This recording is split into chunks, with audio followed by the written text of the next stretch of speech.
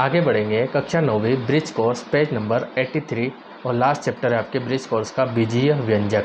ठीक है, यहाँ पे हमें दिया है बीजीय व्यंजक। तो यहाँ पे देखो आप थोड़ा सा समझ लीजिए व्यंजक क्या होते हैं। तो व्यंजक वो होते हैं जैसे आपको दिया है 2x² + 3x। बस अगर आपको यहाँ पे बराबर का चिन्ह नहीं दिया है और बस इस टाइप की कोई इक्वेशन दे दी है तो ये है आपके व्यंजक। ठीक है, जब इसमें बराबर का चिन्ह लग जाता है तो ये क्या बन जाती है, तो फिर हम इसको बोलते हैं समीकरण। और जब तक बराबर का चिन्ह नहीं लगता है तब तक हम इसको व्यंजक बोलते हैं। ठीक है, तो व्यंजक तो आपके चर राशियाँ होती है, X Y Z A B C D कुछ भी हो सकता है। ठीक है, बात करते हैं कार्यपत्रक 1 क्वेश्चन नंबर पहला। एक पेटी में 50 आम है। क्वेश्चन को समझना एग्जाम में आते हैं। ठीक है, एक पेटी में 50 आम है। आप पेटियों की संख्या के पदों में आमों की कुल संख्या को कैसे लिखेंगे। मतलब एक पेटी में 50 आम है, पेटियों की संख्या के पदों में, पेटियों की जो भी संख्या है उसके पदों में आमों की कुल संख्या को कैसे लिखेंगे। तो एक पेटी है, ठीक है, उसमें कितने आम है, बराबर 50 आम है। ठीक, यहाँ पे हमें ये दिया पेटियों की संख्या के लिए आप बी ले लीजिए। अब जो एक पेटी हमने मानी है यहाँ पे हम बी लिख सकते हैं ना भाई, एक बी बराबर 50। ठीक है, मतलब बी मतलब पेटी, एक पेटी में 50 आम है। अगर दो पेटी होती तो दो का गुणा कर देते तो ये 100 हो जाता, तीन पेटी होती तो तीन का गुणा कर देते। तो आ गया होगा आपको समझ में। तो इसका सीधा सा आंसर हो जाएगा बी बराबर 50। मतलब यहाँ पे हम एक नहीं लिख रहे हैं क्योंकि ये एक ही लिखा हुआ है, एक बी है ना, समझ लीजिए आप, एक बी बराबर 50 मतलब कि एक पेटी है उसमें 50 आम है। ठीक है, आप आम लिख सकते हैं चाहो तो, और अगर नहीं लिखो तो कोई दिक्कत नहीं है। ठीक है, ये आपके पहले क्वेश्चन का सॉल्यूशन। सेकंड आपको बताया है लीला राधा की छोटी बहन है। समझना इस टाइप के क्वेश्चन आएंगे एग्जाम में। लीला जो है वो राधा की छोटी बहन है। अब लीला राधा से 4 वर्ष छोटी है। जो लीला है वो राधा से 4 वर्ष छोटी है। क्या आप लीला की आयु राधा की आयु के पदों में लिख सकते हैं। राधा की आयु के लिए x का प्रयोग करें। ठीक है, देखो लीला राधा की छोटी बहन है। ठीक, लीला राधा से 4 वर्ष छोटी है तो किसकी, राधा की आयु हमको निकालनी है। ठीक है, तो लीला राधा से 4 वर्ष छोटी है। क्या आप लीला की आयु यहाँ पे लीला की आयु निकालनी है तो बड़ा सिंपल है। देखो लीला की आयु बराबर क्या हो जाएगा, तो जो लीला है वो राधा से 4 वर्ष छोटी है। मतलब अगर राधा 10 साल की है तो ये 4 वर्ष छोटी मतलब 6 साल की हो जाएगी। यहाँ पे हमें ये भी बताया है कि आप राधा की आयु कितनी x प्रयोग कर सकते हैं। तो लीला राधा से 4 साल छोटी है तो राधा की आयु मान सकते हैं 10 है, तो 10 - 4 लीला की आयु 6 आएगी। राधा x है तो x - 4 कर देंगे तो यहाँ पे हो जाएगा x - 4 और कोष्टक लगा के आप लिख दीजिए वर्ष, क्योंकि आयु है तो आपको वर्ष बताना पड़ेगा। ठीक है गाइस, तो ये है आपके सेकंड। ठीक है, मतलब कि जो लीला है वो राधा से 4 वर्ष छोटी है। लीला राधा से 4 वर्ष छोटी है, माइनस लगाए मतलब छोटी है। ठीक है, क्वेश्चन नंबर 3। शिक्षक प्रत्येक विद्यार्थी को 5 पेंसिल देता है। ठीक है, विद्यार्थियों की संख्या ज्ञात होने पर क्या आप कुल वांछित पेंसिलों की संख्या बता सकते हैं। विद्यार्थियों की संख्या के लिए x का प्रयोग कीजिए। पहले तो हमको क्या बताना है, विद्यार्थियों की संख्या ज्ञात होने पर कुल वांछित पेंसिल की संख्या। तो यहाँ पे लिख देंगे पेंसिल्स की संख्या। ठीक है, अब निकाल लेंगे।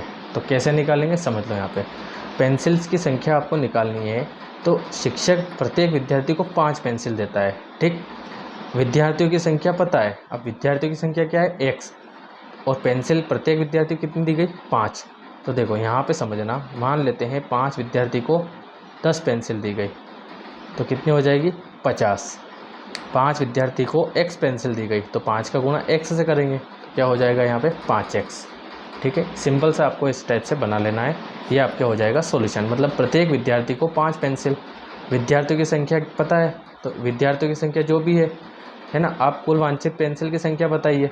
तो पेंसिल की संख्या क्या हो जाएगी, तो यहाँ पे देखो विद्यार्थियों की संख्या x और उन्हें पेंसिल दी गई 5। ठीक है, इस टाइप से आपको सोल्व करना है। बाकी आगे बढ़ेंगे कार्यपत्रक 2। ठीक है, कार्यपत्रक 2 में दिया है निम्नलिखित स्थितियों के लिए व्यंजक दीजिए। देखो यहाँ बताया है p में 7 जोड़ना, तो कुछ नहीं करना है, p + 7 हो जाएगा। ठीक है, p में से 7 घटाना तो p - 7 हो जाएगा। -p को 5 से भाग देना तो सीधी बात है -p/5 हो जाएगा आपके। ठीक है, भाग नीचे रख के देते हैं। p को 7 से भाग देना तो p/7।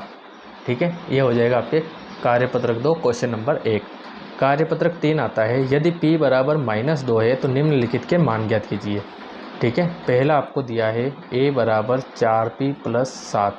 p का मान आपको पता है -2। देखो इस क्वेश्चन को हल करेंगे बिल्कुल सिस्टमेटिक, क्योंकि ये एग्ज़ाम की दृष्टि से काफ़ी ज़्यादा इम्पोर्टेंट है। ठीक है, तो आपको दिया है तो पहले तो ऐसा कैसा नोट कर लेंगे आप आपकी कॉपी में। अब p बराबर 2 तो क्या लिख देंगे, p बराबर -2 रखने पर। ठीक है, ऐसे करके आप सोल्व करिए, पूरे नंबर मिलेंगे। तो कुछ नहीं करना है, जहाँ p है वहाँ पे -2 रख देना है। तो 4 तो ऐसा कैसा, इस p को हटाएंगे तो -2 रखेंगे, तो गुणित लगाना पड़ेगा और कोष्टक भी लेना पड़ेगा, क्योंकि 2 जो है माइनस का है, +7। अगले स्टेप में 4 दूनी 8 और ये प्लस का है, कुछ नहीं तो प्लस माइनस माइनस +7। अब 8 में से 7 गए तो बचेंगे 1, क्योंकि बड़ी संख्या माइनस की है और असमान चिन्ह में घटाव होता है। ठीक है, इसके बाद सेकंड ले लेते हैं। यहाँ पे b वाला आपको दिया है 7p + 6। तो हल करके ऐसा कैसा नोट कर लेंगे, 7p + 6 और p बराबर फिर से आपको क्या रखना है, -2। तो लिख देंगे p बराबर -2 रखने पर। तो क्या हो जाएगा, 7 गुणित p की जगह हो जाएगा -2 प्लस का 6। देखो 7 दूनी -14, क्योंकि प्लस माइनस माइनस और +6। अब 14 से आप 6 माइनस करेंगे तो बच जाएगा 8। असमान चिन्ह है तो घटाना पड़ेगा आपको, लेकिन चिन्ह बड़ी संख्या का तो माइनस आ जाएगा। 14 - 6 8 हो जाएगा। इसी प्रकार से हम सी वाला भी कर लेंगे। ठीक है, तो सी वाला आपको दिया है 3p + 9, 3p + 9। तो हल करेंगे।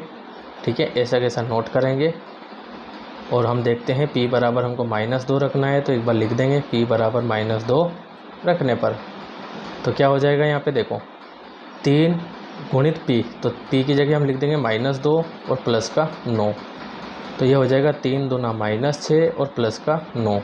असमान चिन्ह का घटा लेंगे, एक माइनस का एक प्लस का है, तो 9 में से 6 गया तो 3, बड़ी में से छोटी संख्या घटाते हैं और चूंकि बड़ी संख्या प्लस की है तो प्लस ही आएगा और प्लस लगाने की ज़रूरत नहीं है। तो ये हो जाएगा आपके आंसर। तो ये था आपके पेज नंबर 83 का सॉल्यूशन। ठीक है, साथ साथ में हम देखते हैं पेज नंबर 84 जो कि लास्ट है, इसके साथ ब्रिज कोर्स आपके फिनिश हो जाएगा। ठीक है, तो पेज नंबर 84 पे आपको अधिगम परीक्षण दिया है। तो पहला क्वेश्चन आपको दिया है चरों व अचरों। देखो चर क्या होते हैं, जो ABCD होते हैं ना, ABCD से XYZ तक, इनको हम चर बोलते हैं। और अचर जो हमारे गिनती वाली संख्याएं होती हैं, इनको हम अचर राशियां बोलते हैं। और अंक गणितीय संक्रियाएं जैसे प्लस माइनस गुणा और भाग, इनको हम गणितीय संक्रियाएं का प्रयोग करते हुए बीजीय व्यंजक प्राप्त कीजिए।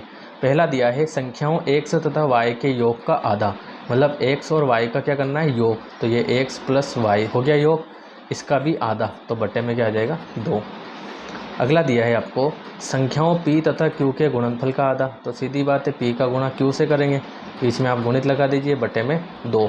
ठीक है, इसको और सिस्टमेटिक pq/2 कर सकते हैं। ठीक है, तीसरा आपको दिया है संख्या z को स्वयं उससे गुणा किया जाता है। ठीक है, मतलब कि आपको z का गुणा z से ही करना है। ठीक है, तो क्या हो जाएगा, यहाँ पे z का z से गुणा करेंगे तो क्या हो जाएगा, घात 2 लग जाएगी। ठीक है, फोर्थ है संख्याओं a तथा b के गुणनफल में से उसके योग को घटाना। तो देखो पहले a और b का क्या करना है, गुणा। ठीक, और फिर इसमें से घटाना है किसको, इन्हीं के योग को। योग मतलब a + b करना है। ठीक है, क्वेश्चन नंबर 5 क्या दिया है, 10 में से y तथा z के गुणनफल को घटाना। ठीक है, तो ये 10 माइनस y और z का गुणनफल, तो y गुणित z। ठीक है, इसको घटाना है। तो अगली कंडीशन में हम 10 माइनस y का z से गुणा क्या हो जाएगा, yz। ठीक है, आगे हम देखते हैं क्वेश्चन नंबर 2 आपको दिया है x बराबर 1 के लिए व्यंजक का मान ज्ञात कीजिए। इंपॉर्टेंट है, एग्जाम में आएगा। ठीक है, तो x + 4, इसमें x बराबर 1 रखना है आपको। ठीक है, तो मैं यहीं पे हल करा देता हूँ। तो क्या करेंगे, देखो सबसे पहले तो आपको ऐसा कैसा नोट करना है, x + 4 आप ऐसा लिखेंगे x बराबर 1 रखने पर। ठीक है, आप सिस्टमेटिक सॉल्व करेंगे तो नंबर पूरे मिलेंगे, इसलिए मैं ऐसे करवा रहा हूँ। x की जगह हो जाएगा 1 + 4, 4 और 1 कितना हो जाएगा, 5। तो ये पहले का आंसर।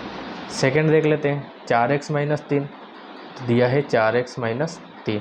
तो सॉल्व लिखेंगे, ऐसा कैसा नोट कर देंगे और लिखेंगे x बराबर 1 रखने पर। ठीक है, x बराबर कितना रखना है, 1। तो देखो ये 4 गुणित इस x की जगह 1 आ जाएगा और माइनस में 3।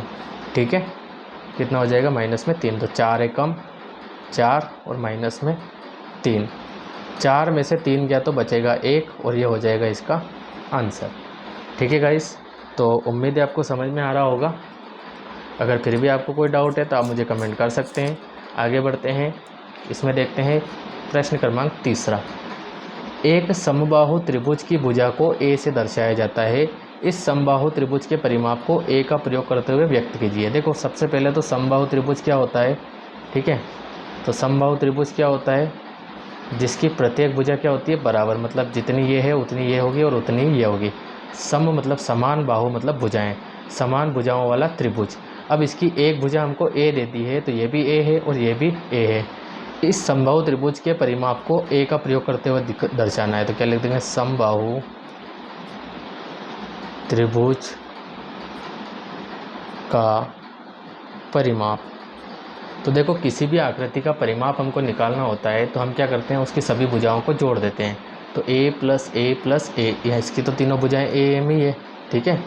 और जोड़ेंगे तो 1 2 3, टोटल कितना हो जाएगा, 3 है, और ये हो जाएगा इसका परिमाप। ठीक है गाइस, आगे बढ़ेंगे। क्वेश्चन नंबर 4, यदि सरिता की वर्तमान आयु y वर्ष है तो आज से 5 वर्ष बाद उसकी आयु क्या होगी। देखो तो यहाँ पे लिखेंगे सरिता की वर्तमान आयु, वर्तमान आयु कितनी दी हुई है आपको, y वर्ष, ठीक। आज से 5 वर्ष बाद तो लिख देंगे 5 वर्ष बाद उसकी आयु, ठीक है। ये आपका पेज नंबर है, उसकी आयु कितनी हो जाएगी। तो देखो समझना, यहाँ पे मान लेते हैं आज सरिता की आयु 10 वर्ष है, कितनी है, 10 वर्ष वर्तमान में। तो 5 वर्ष बाद कितनी हो जाएगी, तो 5 वर्ष बाद उसमें प्लस हो जाएगा 5, ठीक है, प्लस 5 हो जाएगा तो 15 वर्ष की हो जाएगी। और मान लो अभी 15 है तो 5 वर्ष बाद क्या होगी, तो प्लस 5 हो जाएगा। मान लो अभी y है तो 5 वर्ष बाद क्या होगी, तो प्लस 5 हो जाएगा। तो कुल मिला के उसकी जो आयु है वो हो जाएगी y प्लस 5 वर्ष, ठीक है। और ये हो जाएगा आपके आंसर, और इसी के साथ आपके ब्रिज कोर्स फिनिश होता है। ठीक है गाइस, तो उम्मीद है आपको सारा का सारा जो ब्रिज कोर्स के जो एक एक पेज नंबर का जो सॉल्यूशन था, सारे के सारे जो चैप्टर थे, सारे के सारे अधिगम परीक्षण थे, तो उम्मीद है आपको सब समझ में आए होंगे। और अगर फिर भी इतने में आपको कोई डाउट रह जाता है, आपको कोई प्रॉब्लम है, तो आप मुझे कमेंट कर सकते हैं, मैं फिर से वीडियो बना के डाल दूँगा। अब हम आगे बढ़ेंगे 9th क्लास NCERT के साथ, ठीक है। अब हम 9th की NCERT के साथ आगे बढ़ेंगे, 9th का चैप्टर नंबर 1 लेके आएंगे। ठीक है गाइस, तो मिलते हैं नेक्स्ट वीडियो में 9th NCERT मैथ्स के साथ। तब तक के लिए थैंक यू।